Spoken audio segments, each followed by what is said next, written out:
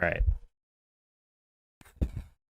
So this past weekend, my wife and I went and we saw Godzilla minus one in theaters. And I don't normally do like movie reviews or anything like that.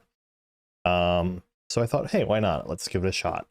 Uh, so this can be what this will be is I'm going to separate this into two segments. I want to do spoiler free and then spoilers discussion because it's been on my mind since I saw it.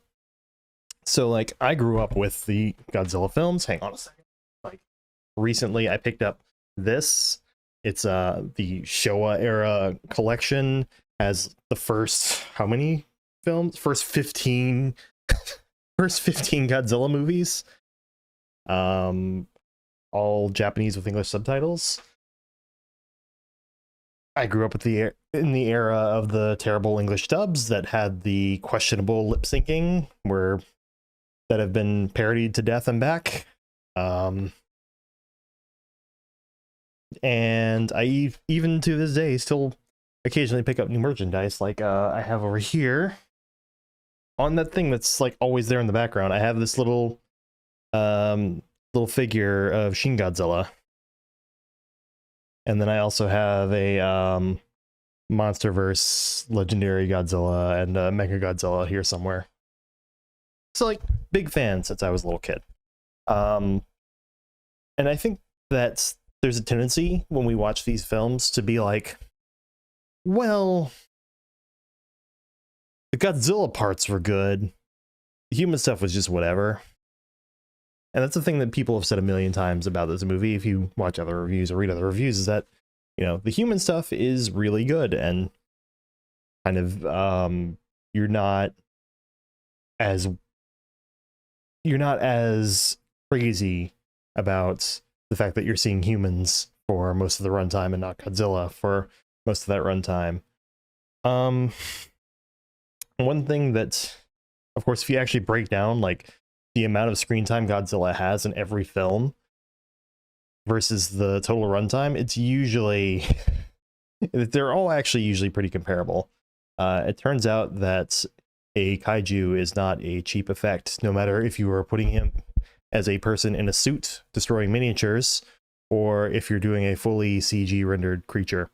So just for practical reasons, like it's expensive to do lots of Godzilla screen time. So, but that's always been a feature of the films, and if you ever look back on them, then that's just always a thing in them. And I tried to, so that's just a tendency in fandoms a lot. And even I've seen a handful of people being like, yeah, but I mean, like, Godzilla's only there for like 15 minutes if you add up all the scenes. And it's like, yeah, that's not new.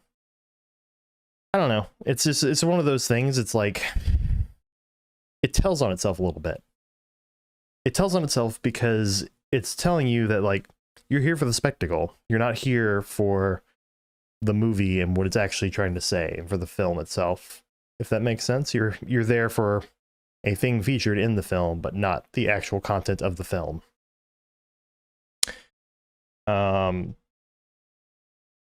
Godzilla minus one, the original Godzilla, Gojira. Those are the ones that come to mind when I think of, like, you're here for the entire film. You're here for the entire story, not just like, here's the flimsy excuse for why Godzilla is on screen and destroying things or fighting another monster. You're here for the entire thing. And, you know, I feel like that is something that I have to think about whenever I think about this as a franchise, is like, is it just there for dumb fun because you grew up with it and a lot of the things you grew up with were just dumb fun and really, really campy B movies? Or are you also looking for something a bit more? There's nothing wrong with the former, by the way. Like, I find myself able to switch between the two. Like, if I go into a movie and it fits the former more, that's fine. But this one, like, the human portions make the Godzilla portions better, and not by way of comparison. The Godzilla portions aren't better because it's more exciting than the human portions. It's there because it adds stakes to the human portions. And I think that's the thing I liked the most about the movie, was that it's a very human story.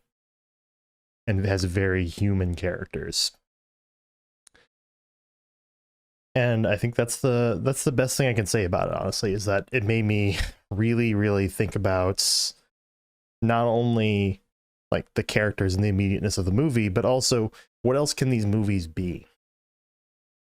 Like, just because it's a kaiju movie, which is inherently going to have some level of absurdity to it, doesn't mean that it has to be 100% absurd, or that you have to just give in and say, well, we're here, everyone's here for the spectacle and nothing else. So that's my main thoughts on it. Highly recommend going and seeing it. It's got a limited theatrical release. I'm going to get this video up ASAP on my YouTube channel for like the couple dozen people that'll see it at most. But like, highly recommend seeing it in theaters. And highly recommend picking it up, because it's honestly one of the best films in the entire franchise, and in general is a really good movie. And I hope that as time goes on, that distinction doesn't have to be made anymore, or we don't have to say it's not only a good Godzilla movie, it's a good movie. I hope at some point we can say, yeah, it's a good movie. It also happens to be a Godzilla movie. And that's just the norm for the franchise going forward. I don't think that's where we're going to be for a little bit, but that's how I feel about it. It's a damn good movie, and it makes me hope that that's the state going forward.